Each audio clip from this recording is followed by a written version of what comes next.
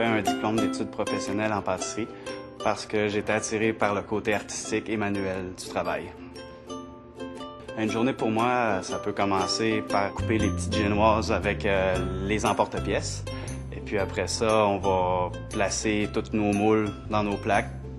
On va préparer les décors, puis ensuite on va monter les entremets. Puis après ça, les finitions, les décors, on envoie ça à l'emballage. Et voilà, c'est fait, c'est la journée est dans la poche.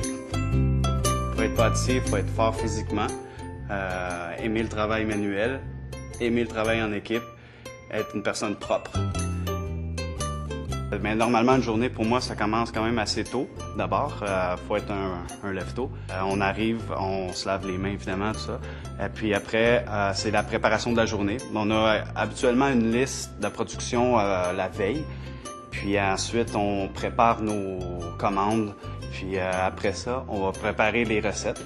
On va évaluer aussi là, la journée selon ce qu'on a à produire.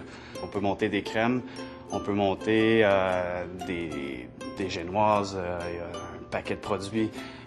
Moi, c'est ça, je suis spécialisé dans un secteur, on va appeler ça les mousses.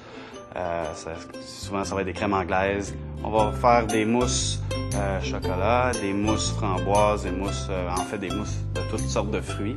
Les possibilités sont pratiquement infinies. Tu peux être pâtissier dans une usine où est-ce qu'on va faire par jour environ plus de 1000 gâteaux par département. Puis tu peux être un pâtissier décorateur où est-ce que tu peux arriver à faire 1 ou 2 gâteaux par jour si on parle d'un gâteau de mariage ou d'un gâteau d'occasion spéciale.